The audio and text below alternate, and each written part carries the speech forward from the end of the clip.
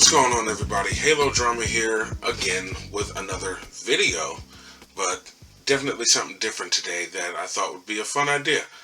I know anybody who does watch my channel, I appreciate you. Used to me doing reactions, gameplay videos, things of that nature. Finally got into the podcast region of it. That was fun too. Go check that video out if you're an anime fan, Dragon Ball in particular. But today I'm going to do a different video. Anybody who knows me knows that I love to play in Magic the Gathering. I got out of the game for a few years. Some people got me back into it. I've really gotten into Commander. So I thought it would be a fun idea to make a video talking about the decks that I have and what they consist of. I won't go into the aspect of, what the combo potential is and whatnot. I'm hoping anybody who is watching these and plays Magic, you can put that puzzle together yourself. I'm trying to make this as fast as possible. I have no idea how long this video is going to be because I'm going to go through the whole deck. But luckily, I have the Gatherers page here, so I can just type it in, show it. You don't need to see my face for this or anything like that. But, okay, I'm babbling on. The first deck I'm going to cover is actually my personal favorite Commander deck at the moment.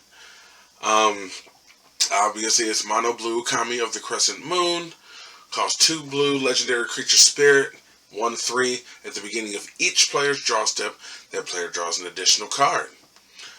I'm well aware that it helps out my opponents as well, but I'm not really worried about that. Once you see the rest of the deck, you'll see why. I have the cards here laid out in front of me, and I'll type them in. They're not in any particular order. The only thing I did do was separate them between the Plainswalkers I have in this deck, the creatures, the enchantments, sorceries, instants, and artifacts. So, without further ado, we'll go through the first Plainswalker I have in this deck, seeing as there are only 2 of them. We'll just go ahead and get that out of the way right now. And it is, Teferi. Oh, did I spell that wrong? Don't do this on your, oh, there you are. Teferi Temporal Archmage, 4/2 blue, Plainswalker Teferi. Starts off with 5 loyalty. He can be your commander. But I'm cool. Has a +1. Look at the top 2 cards of your library. Put one of them in your hand and the other onto the bottom.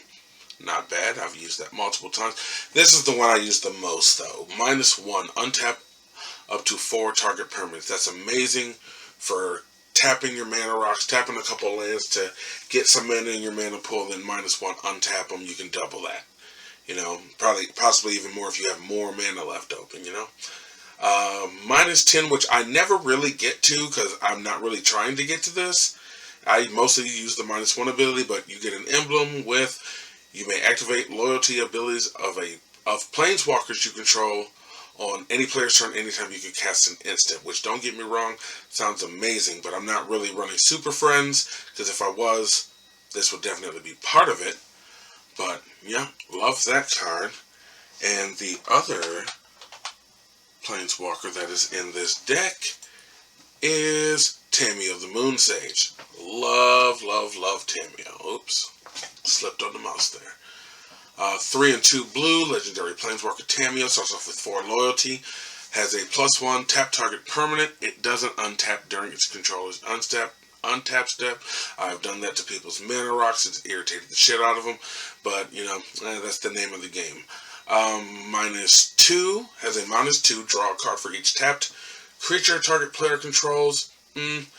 I've used that before, but I'm not really concerned about that, but I do love getting to that -8, because it says you get an emblem with you have no maximum hand size, and whenever a card is put into your graveyard from anywhere, you may return it to your hand. I do not need to explain all the possibilities of the shit that you can get into if you have that, especially with some thorough instances, some thorough sorceries, and you're going to see some of those said cards once, we get more into this. And now we're going to get into the creatures. Don't get me, they're not in any specific order. I just put them in their respective category piles, and I'm just going to go from there. I almost thought about putting them in mana order or in alphabetical order, but I was like, that'll take too long. I'm just trying to make this video as quick as possible just to, you know, share my ideas and hear some of you, read possibly some of your ideas and comments about it, what you guys think about it, what you guys don't like about it. I'm not that sensitive, so, you know, I can take criticism. But first creature we are going to explore is Pneumonic Wall. 4 and a blue. Wall has defenders, a 0/4. Has an ETB. You may return target instant or sorcery card from your graveyard to your hand. It's a blue deck. Even if it was in a blue-red, that is handy. Kind of no matter how you look at it. I can pretty much see a person putting that in any deck that has some blue in it, but yeah, I guess it just depends on the instants and sorceries you're running. Let's see what's next. Oh, this is a good one because this, when I first made this deck, this was the original commander for it until I found Kami, and I like Kami better. Towering Sky Summoner. Great card in pretty much any situation, especially spell slinging. Tower costs 2 and 2 blues, a legendary creature, Merfolk Wizard, 2/2. Whenever you cast an instant or sorcery, create a 2/2 blue Drake creature token. That is awesome, and especially for the fact that this card's meant for spell slinging decks. You know, who's running this and only running a minimal amount of instants and sorceries? You know. Like I said, that's another one I don't really feel needs explaining. I don't think this guy needs explaining either. Not Jim. Jin Cataxis. If I pronounce that right, I am known for mispronouncing some cards. But most people know Jin, but for those who do not, he costs 8 and 2 blue, hefty cost, but is it worth it? Legendary creature Phyrexian Praetor, 5/4, has Flash, which has also pissed a couple people off. At the beginning of your end step, you draw 7 cards. Who's going to argue with that? As long as you have no maximum hand size, but we'll get to that. Each opponent's maximum hand size is reduced by 7. That has irritated many of people. I've been on the other end of it myself. And it sucks. Don't get me wrong, if you have something down that says you have no maximum hand size, this doesn't affect you at all. But if you don't, you're going to have a problem. Yeah, especially if you just did some kind of tutoring or anything, or drew some cards at the end of your turn, you feel like you have some hope and somebody flashes this in, it'll almost make you want to jump over the table. But it is only a game. It's not that serious. Let's see what we have next. This is a card that I feel like doesn't really need a lot of introduction. I'm sure a lot of people use this as their win con, and it is Thassa's Oracle. Card got very famous very fast, and I'm not mad at it myself. Costs 2 blues, a Merfolk Wizard, 1/3. Whenever Thassa's Oracle enters the battlefield, look at the top X cards of your library, where X is your devotion to blue.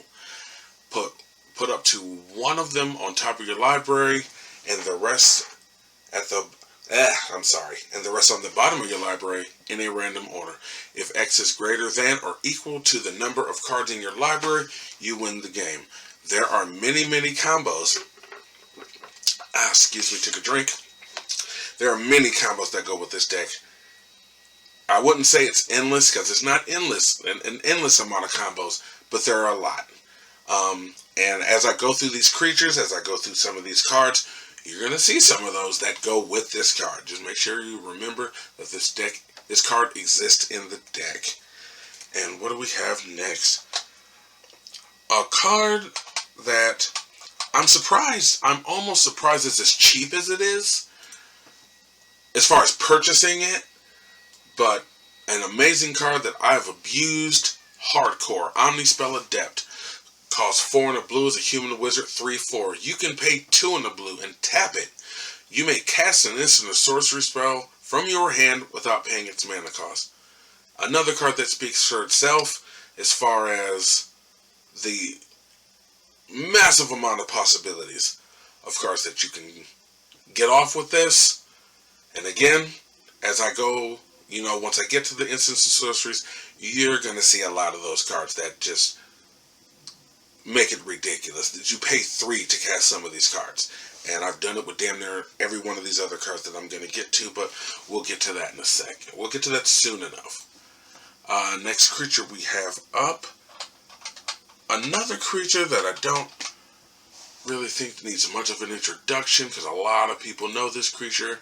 Another creature with a lot of combo potential, Peregrine Drake. Costs 4 and a blue. Drake, it's a 2/3 flyer.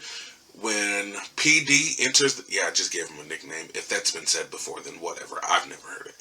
Enters the battlefield, untap up to 5 lands. Again, another card that I feel needs no introduction, and the combo potential with that goes all over the place through all kinds of different color combinations and whatnot, especially white, because you can flicker it, you can blink it, all that good kind of stuff. But in blue, and it just happened to be directly under it, the card that I have in here that combos with that. Another card that I feel needs no introduction because a lot of people know this combo already, which is Jedi Navigator. Costs 4 and 2 blue. It's a spirit, 5/5. Has Soul Bond. Has Soul Bond. Excuse me. You may pair this creature with another unpaired creature when either enters the battlefield. They remain paired for as long as you control both. As long as Jedi Navigator is paired with a creature, each of those creatures has pay 1 and a blue and flicker it, basically. Exile this creature, then return it to the battlefield under your control. Needless to say, you soulbound this thing to Peregrine Drake, and you have infinite mana.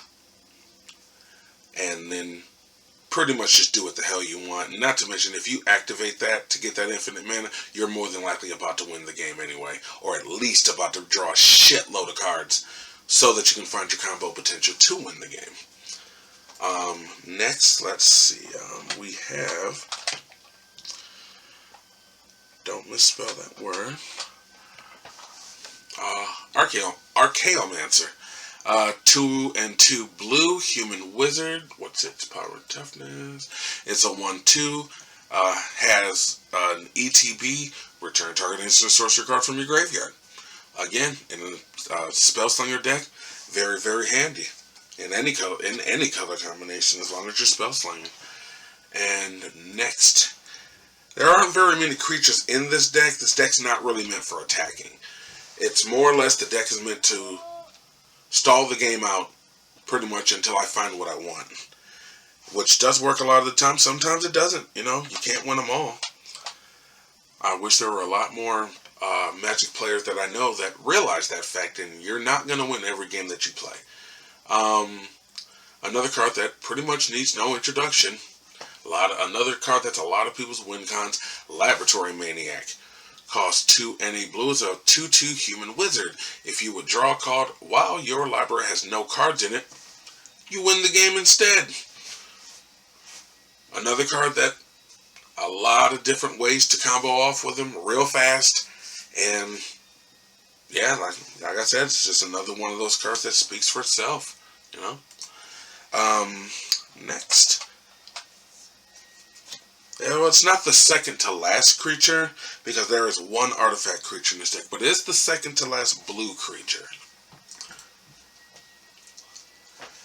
And it is Teferi, Mage of Zulfir. I hope I pronounced that right.